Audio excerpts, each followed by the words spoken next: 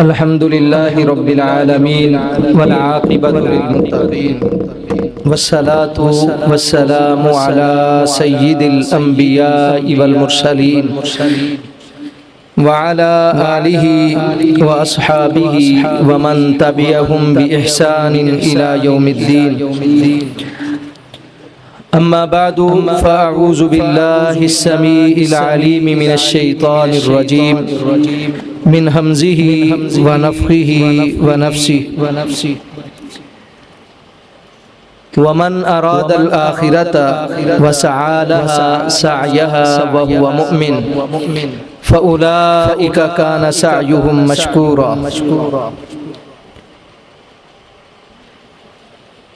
جو انسان آخرت کا ارادہ رکھتا ہو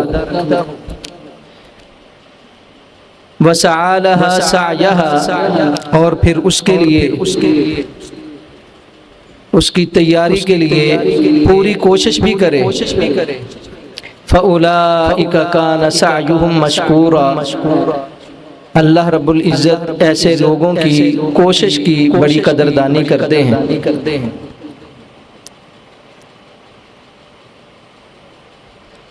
ارادہ آخرت سے مراد کہ انسان ہر وقت ہر لمحہ نیک اعمال کی جنت میں جانے کی اپنے اندر جستجو پیدا کر لے اور جہنم سے بچاؤ کا سامان پیدا کر لے. یہی ارادہ آخرت ہے. صحابہ کرام رضوان اللہ علیہم اجمعین ان کی زندگیاں بڑی بے مثال تھیں. ان کا ہر لمحہ آخرت کے ارادے سے ہی گزرتا تھا. سیدنا ربیعہ بن کعب رضی اللہ تعالی عنہ بڑے جلیل القدر صحابی. یہ رات کے وقت نبی کریم صلی اللہ علیہ وسلم کے دروازے پہ جا کے بیٹھ جایا کرتے تھے کہ دن کے وقت اللہ کے نبی کی خدمت کرنے والے لوگ تو بہت ہوتے ہیں. رات کے وقت اللہ کے نبی کو کسی خدمت کی ضرورت پیش آئے تو غلام باہر موجود ہونا چاہیے. ایک رات ایسے ہی ہوا نبی کریم صلی اللہ علیہ وسلم اپنے حجرہ مبارک سے باہر نکلتے ہیں تو سامنے دیکھتے ہیں کہ ربیعہ رضی اللہ تعالیٰ عنہ بیٹھے ہوئے ہیں. آپ نے پوچھا ہے ربیعہ اس رات کے وقت یہاں کیسے آنا ہوا اور کیسے بیٹھنا ہوا؟ سیدنا ربیعہ رضی اللہ تعالیٰ عنہ فرمانے لگے کہ اللہ کے نبی آپ کی خدمت کے لیے بیٹھا ہوں کہ آپ کو کوئی ضرورت پیش آئے تو خادم موجود ہونا چاہیے. نبی کریم صلی اللہ علیہ وسلم کو پانی کی ضرورت تھی. آپ نے پانی منگوایا. حضرت ربیعہ لے کے آئے. اللہ کے نبی صلی اللہ علیہ وسلم کو وضو کروایا. نبی کریم صلی اللہ علیہ وسلم نے بہت زیادہ خوشی کا اظہار کیا اور حضرت ربیعہ بن کعب رضی اللہ تعالیٰ عنہ کو فرمایا کہ اے ربیعہ سل تعطا، آج جو سوال کرو گے تمہیں دیا جائے گا. صحابہ کی تڑپ دیکھیں، ان کی فکر اور سوچ دیکھیں. یہ طلبہ ابھی سے اپنی تربیت کریں، اپنا مزاج فکر اور سوچ بنائیں کہ ہمارے اسلاف صحابہ کرام رضوان اللہ علیہم اجمعین ان کی سوچ اور فکر ہر وقت ارادہ آخرتی ہوتا تھا. نبی کریم صلی اللہ علیہ وسلم نے جب پوچھا کہ اے ربیعہ خوشی کا اظہار کرتے ہوئے کہ سوال کرو، جو مانگو گے آج دیا جائے گا. حضرت ربیعہ رضی اللہ تعالیٰ عنہ سوچ میں پڑ گئے. کہنے لگے اللہ کے نبی کچھ سوچنے کا موقع دیں. ہمارے جیسا ہوتا 100 دنیا کے مطالبات رکھتا، اپنی فرمائشیں رکھتا، لیکن وہ ایسے حالات کے اندر زندگی گزارنے والے کہ بسا اوقات اپنے جسم کو ڈھانپنے کے لیے 2 کپڑے بھی ان کے پاس موجود نہیں ہوتے تھے، تنگی تھی، تنگ دستی تھی، فقر تھا، اس کے باوجود دنیا کی انہیں کوئی فکر اور سوچ نہیں ہے۔ کہنے لگے اللہ کے نبی سوچنے کا موقع دیں۔ سوچتے ہیں بیٹھے بیٹھے کہ کیا مانگا جائے۔ آج اللہ کے نبی کی زبان جو سچی زبان ہے سب سے، اس سے ضمانت اور گارنٹی مل رہی ہے کہ جو مانگو گے آج دیا جائے گا۔ کیا مانگنا چاہیے؟ سوچتے کہتے ہیں کہ اللہ کے نبی سے یہی کہہ دیتا ہوں کہ اللہ کے نبی مجھے جنت چاہیے۔ پھر سوچا کہ جنت میں تو بہت زیادہ لوگ جائیں گے، جنت میں بھی کوئی خاص چیز مانگنی چاہیے۔ سوچ کے آگے اللہ کے نبی صلی اللہ علیہ وسلم کے پاس، آپ نے فرمایا ربیہ کیا سوچا ہے؟ فرمایا اے اللہ کے نبی اسألک مرافقتک فی الجنہ، مجھے جنت بھی چاہیے اور جنت میں آپ کا ساتھ بھی چاہیے۔ کیسی ان کی سوچ، کیسی فکر، کیسا ارادہ آخرت۔ اللہ کے نبی کی زبان سے گارنٹی ملی، دنیا کی کوئی فکر نہیں، ایک ہی تڑپ ہے کہ جنت مل جائے اور جنت کے اندر اللہ کے نبی صلی اللہ علیہ وسلم کا ساتھ مل جائے۔ تو نبی کریم صلی اللہ علیہ وسلم نے فرمایا ربیہ ٹھیک ہے، لیکن اس کے لیے تجھے بھی کچھ میری معاملت کرنی پڑے گی۔ فَأَعِنِّي عَلَى نَفْسِكَ بِكَثْرَةِ السُّجُودِ، ربیہ تیرا یہ کام ہے، اگر جنت کے اندر میرا پڑوس چاہتا ہے کثرت کے ساتھ نوافل، فرائض تو پڑھنے ہی پڑھنے ہیں، نوافل کا اہتمام کر، کثرت کے ساتھ سجدے کیا کر، نفل و نوافل کا اہتمام کیا کر، اللہ میرا ساتھ جنت کے اندر تمہیں نصیب فرمائے۔ اسی طرح صحیح بخاری کے اندر موجود ہے،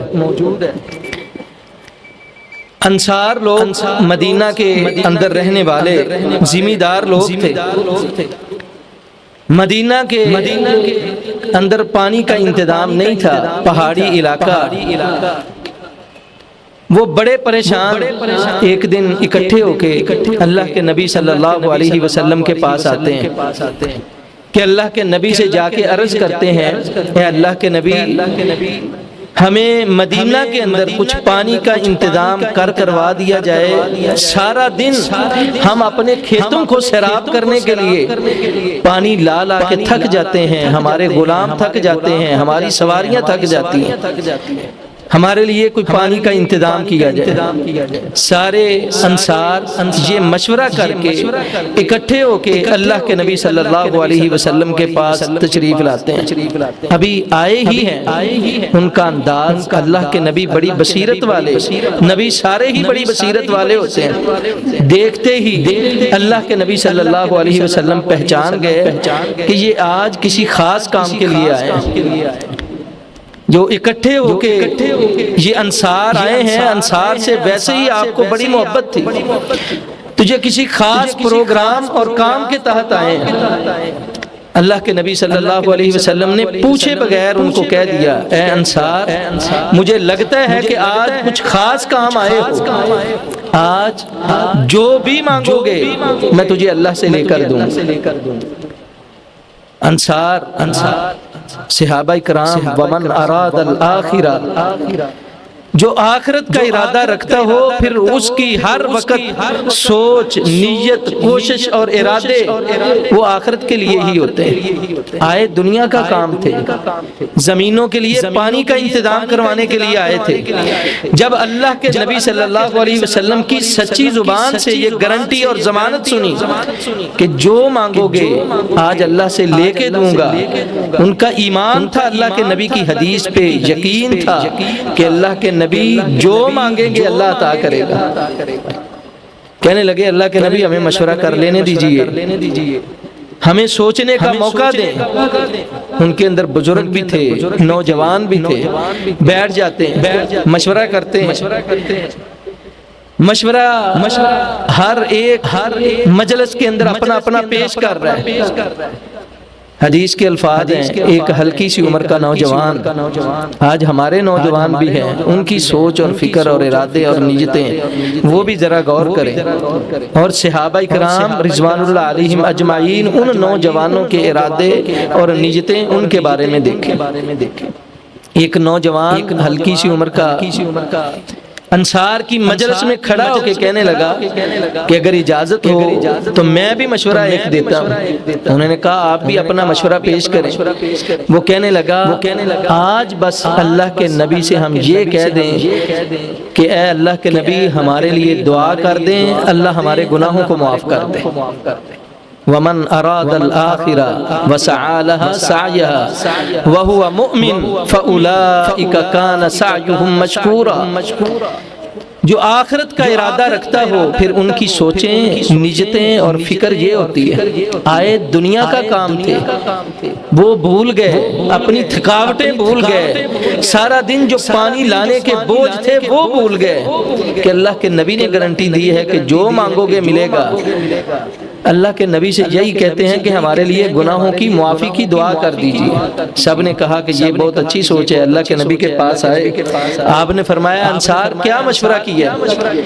فرمانے لگے اے اللہ کے نبی آئے تو کسی اور کام کے لیے تھے، ارادہ تو کچھ اور تھا، لیکن جب آپ نے یہ گارنٹی اور ضمانت دی کہ جو مانگو گے ملے گا، اس سے ایک یہ بھی بات سمجھ آتی ہے کہ اللہ کے نبی کے فرامین احادیث، آپ کی زبان سے نکلے ہوئے الفاظ، ان پر صحابہ کرام رضوان اللہ علیہم اجمعین کا ایمان اور یقین کس قدر پختہ کہ جو آپ نے کہہ دیا ہے وہ حق فرمایا ہے، سچ فرمایا ہے، ہو کے رہے گا۔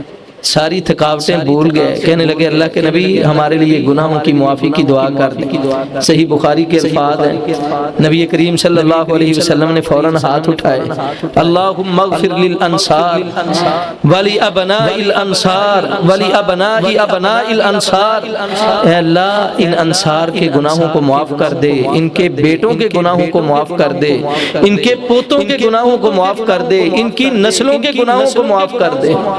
انصار وہ صرف اپنا ہی نہیں اپنے غلاموں کا بھی خیال رکھنے والے تھے۔ کہنے لگے اللہ کے نبی ہمارے غلام وہ بھی پانی لا لا کے تھک جاتے ہیں، ان کے لیے بھی دعا کر دیں۔ اللہ کے نبی صلی اللہ علیہ وسلم نے دوبارہ ہاتھ اٹھائے، اللہم اغفر للانصار ولی ابناء الانصار ولی ابناء ابناء الانصار ولی موالی الانصار، اے اللہ انصار کے گناہوں کو، ان کے بیٹوں کے گناہوں کو، ان کے پوتوں، ان کی نسلوں کے گناہوں کو اور ان کے غلاموں کے گناہوں کو بھی معاف کر دے۔ ومن اراد الآخرہ، جو آخرت کا ارادہ کر لے، وسعى لها سعيها وهو مؤمن، پھر اس کے لیے پوری کوشش شروع کر دے اس حال میں کہ وہ پکا مومن ہو، فأولئک کان سعیهم مشکورا، اللہ پھر ان کوششوں کو کبھی بھی ضائع نہیں کرتا۔ خصوصاً طلبہ، ان کا قرآن مجید کے ساتھ تعلق ہے، یہ تعلق ساری زندگی کے لیے رہنا چاہیے اور ارادہ آخرت کی نیت سے رہنا چاہیے۔ اللہ کے نبی صلی اللہ علیہ وسلم آپ کا قرآن مجید کے ساتھ تعلق کیسا تھا؟ آج ہم بھی اپنے آپ کو دیکھیں اور اللہ کے نبی صلی اللہ علیہ وسلم ان کا تعلق بھی دیکھیں۔ میں کل یہ کتاب عرب عالم ہیں ان کی پڑھ رہا تھا، اس کے اندر اللہ کے نبی اور صحابہ کرام رضوان اللہ علیہم اجمعین کے قرآن مجید کے ساتھ تعلق کے حوالے سے بڑی کمال کی باتیں انہوں نے لکھی۔ اللہ کے نبی صلی اللہ علیہ وسلم آپ کے دن کا آغاز ابھی آپ اپنے بستر پہ ہوتے تھے، کس طرح آپ کا قرآن مجید کے ساتھ تعلق تھا، نیند سے بیدار ہونے کے بعد قضائے حاجت بعد میں کرتے تھے، وضو بعد میں کرتے تھے، ابھی آپ بستر پہ ہوتے تھے تو سب سے پہلے قرآن مجید کی تلاوت کرتے تھے۔ صحیح حدیث مبارکہ ہے کہ آپ جب رات کو اٹھتے اپنے بستر پر بیٹھ جاتے اور سورہ آل عمران کی آخری آیات ان فی خلق السماوات والارض واختلاف اللیل والنہار لآیات لأولی الالباب، جہاں سے لے کے سورہ آل عمران کے اینڈ تک نبی کریم صلی اللہ علیہ وسلم کا نیند سے بیدار ہونے کے بعد سب سے پہلا کام جو ہوتا تھا وہ قرآن مجید کی تلاوت ہوتا تھا۔ اور اسی طرح رات جب آپ بستر پہ بیٹھتے، بستر پہ سونے کے لیے بیٹھ جاتے، قرآن مجید کی اس وقت بھی تلاوت ہوتی، سورہ اخلاص، فلق، ناس، آیت الکرسی، سورہ بقرہ کی آخری آیات نبی کریم صلی اللہ علیہ وسلم ان کی تلاوت فرماتے۔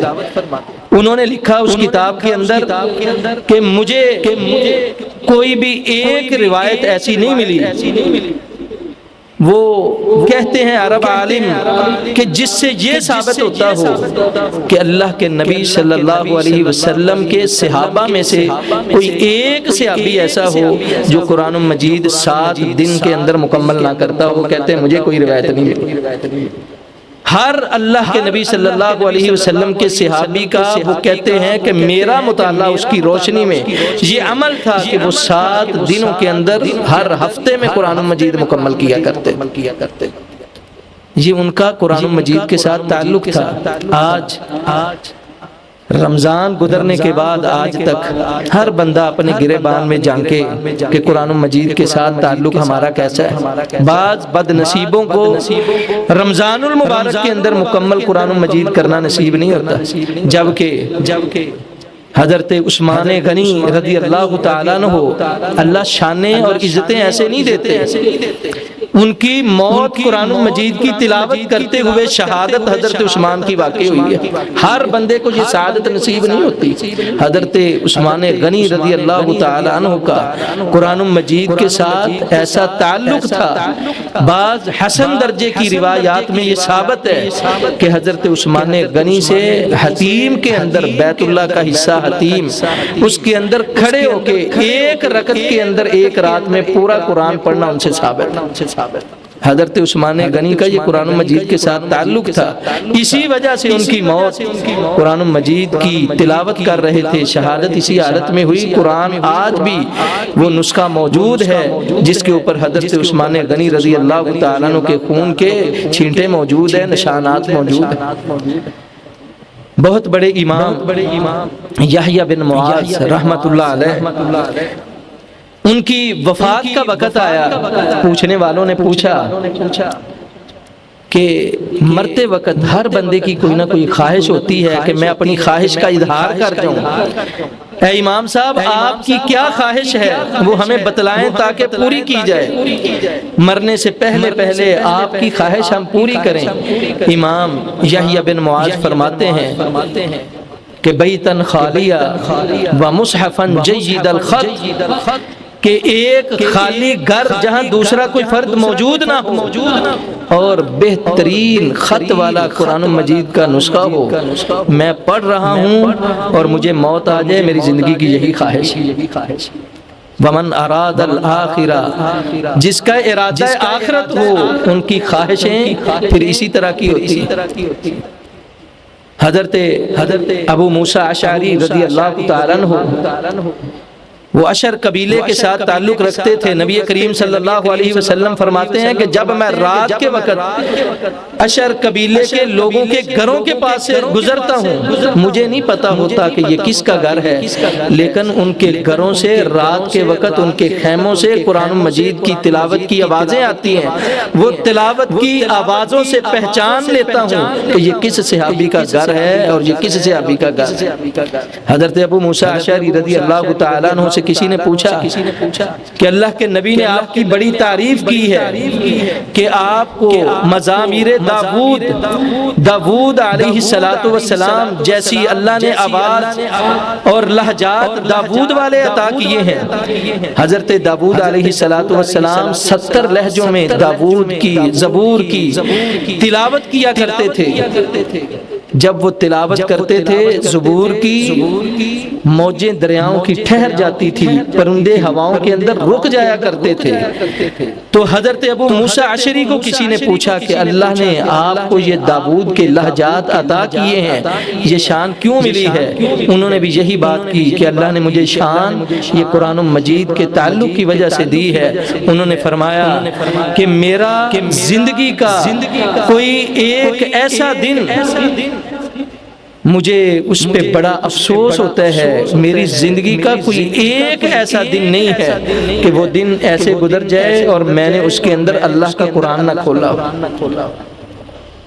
میں اپنی زندگی کا بیکار اور ضائع ترین دن اس کو سمجھتا ہوں کہ کوئی دن ایسا میری زندگی کا گزرے کہ اس کے اندر میں نے اللہ کا قرآن نہ کھولا ہو۔ امام شیخ الاسلام ابن تیمیہ رحمت اللہ علیہ، یہ ہمارے اسلاف، ان کا قرآن مجید کے ساتھ تعلق کیا تھا؟ جیل کے اندر گئے، جیل کے اندر شیخ الاسلام ابن تیمیہ جیل کے اندر بھی اللہ والے وہ اللہ کے دین کی خاطر گئے، 80 مرتبہ انہوں نے جیل کے اندر قرآن مجید کو مکمل کیا۔ جیل کے اندر کسی نے پوچھا کہ امام صاحب آپ کے اوپر کوئی پریشانی نہیں آتی؟ جیل کے اندر آپ پریشان نہیں ہوتے؟ کہنے لگے جنتی فی قلبی، میرا باغ، میرا باغیچہ میرے دل کے اندر موجود ہے، میں اللہ کا ذکر کرتا ہوں، قرآن مجید کی میں تلاوت کرتا ہوں، اللہ مجھے سکون اور آرام پہنچاتا ہے۔ 80 مرتبہ انہوں نے قرآن مجید جیل کے اندر مکمل کیا۔ 81ویں مرتبہ مورخین نے لکھا ہے قرآن مجید کی تلاوت کرتے کرتے وہ فی مقعد صدق عند ملیک مقتدر اس آیت پہ پہنچتے ہیں، ان کی روح پرواز ہو جاتی ہے، قرآن پڑھتے پڑھتے اللہ کے جنتوں کے مہمان بن جاتے ہیں۔ یہ ان کا قرآن مجید کے ساتھ ایک تعلق تھا۔ وَمَنْ أَرَادَ الْآخِرَةَ وَسَعَى لَهَا سَعْيَهَا فَهُوَ مُؤْمِنٌ، جو آخرت کا ارادہ کر کے قرآن مجید کے ساتھ تعلق بنا کے اس کے لیے کوشش اور محنت شروع کر دے، فَأُولَئِكَ كَانَ سَعْيُهُمْ مَشْكُورًا، اللہ کہتے ہیں پھر ہم ان کی کوشش کو کبھی ضائع نہیں کرتے، ان کی بڑی قدردانی کرتے۔ آخری بات کر کے میں اپنی بات ختم کرتا ہوں۔ یہ دنیا کی زندگی اللہ نے ہمیں دی ہی نیکیاں کمانے کے لیے۔ قیامت کا دن ہوگا، ایک ایک نیکی کی ضرورت ہوگی اور ایک ایک نیکی پہ فیصلے ہوں گے۔ حدیث مبارکہ کے الفاظ ہیں من رجحت حسناتہ علی سیئاتہ مثل سعابۃ، جس کی نیکیوں والا پلڑا اس کی برائیوں پر اتنا غالب آ گیا، صرف اتنا باری ہو گیا جتنا کہ ایک جوں کا وزن ہوتا ہے۔ سر کے اندر جسم کے اندر پڑ جانے والی جوئیں، سعابہ، جوں کا کیا وزن ہوتا ہے؟ کوئی اس کا وزن کرنے والا کوئی پیمانہ موجود ہے؟ کوئی اس کی حقیقت نہیں، جوں کا کوئی وزن نہیں، لیکن اتنی نیکی کی بھی قیامت والے دن بڑی قدر ہوگی۔ کوئی ماں باپ جو دنیا کے اندر اپنی جانیں اپنی اولاد پہ نچھاور کرنے کے لیے تیار ہوتے ہیں، وہ قیامت والے دن کوئی کسی کے کام نہیں آئے گا، اپنی کی ہوئی نیکیاں یہ کام آئیں گی۔ حدیث کے الفاظ من رجحت حسناتہ علی سیئاتہ مثل سعابۃ، جس کی نیکی جوں کے برابر وزن وہ اس کا نیکیوں والے پلڑے کا بھر گیا، باری ہو گیا، داخل الجنہ، وہ بندہ جنت میں چلا جائے گا۔ ومن رجحت سیئاتہ علی حسناتہ مثل سعابہ، اور جس کا ایک گناہ نیکیوں والے پلڑے پہ ایک گناہ صرف جوں کے برابر وزنی ہو گیا، داخل النار، جوں کے برابر اگر نیکیوں والے پلڑے سے گناہوں والا پلڑا جتنا جوں کا وزن ہے اتنا گناہوں والا پلڑا بھاری ہو گیا، داخل النار، وہ بندہ جہنم میں چلا جائے۔ کون سی چیز کام آنے والی ہے؟ نبی کریم صلی اللہ علیہ وسلم نے فرمایا اقرأ القرآن قرآن مجید کی کثرت سے تلاوت کیا کرو فَإِنَّهُ شَفِيعًا لِأَصْحَابِهِ يَوْمَ الْقِيَامَةِ او کما قال النبی صلی اللہ علیہ وسلم کہ قیامت والے دن یہ اپنی تلاوت کرنے والے کی اللہ کی بارگاہ میں سفارش کرے گا۔ جب ایسا عالم ہوگا کہ نیکیوں کی اتنی بھی ضرورت ہوگی کہ جوں کے وزن کے برابر انسان کو نیکی مل جائے، جب ایسے حالات ہوں گے حساب و کتاب کا سلسلہ ہوگا، ایک غیب سے آنے والی آواز آئے گی کہ اللہ کہ یہ بندہ ساری رات میں اس کو بیدار رکھتا تھا، میں اس کو سونے نہیں دیتا تھا، یہ میری تلاوت کے لیے رات کے آدھے رات کے ٹائم 3 بجے 4 بجے اٹھ کے کھڑا ہو جایا کرتا تھا۔ اے اللہ میں اس کی سفارش کرتا ہوں، فشفعنی فی، اس کے بارے میں میری سفارش قبول کر لے۔ جب کوئی سفارش کرنے والا نہیں ہوگا فیشفع، حدیث کے الفاظ ہیں اللہ قرآن مجید کی سفارش قبول کر کے اسے جنت کا داخلہ دے دے۔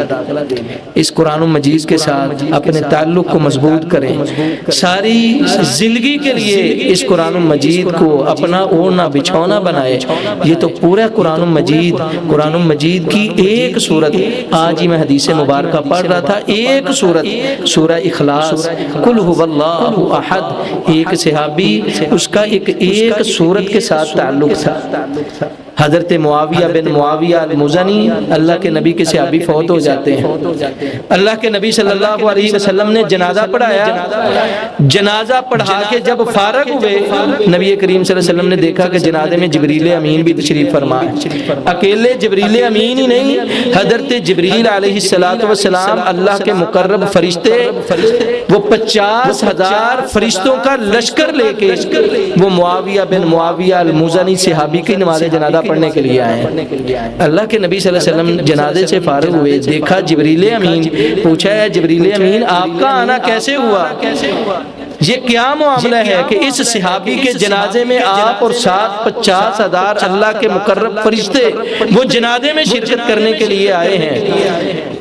جبریل امین نے بتلایا اے اللہ کے نبی آپ کا یہ صحابی کان یقرأ قل هو اللہ احد قائدا وجالسا وراکبا وماشیا، اس کا سورہ اخلاص قل هو اللہ احد کے ساتھ پیار تھا، یہ چلتے پھرتے اٹھتے بیٹھتے ہر حالت میں سورہ اخلاص قل هو اللہ احد کی تلاوت کیا کرتا تھا۔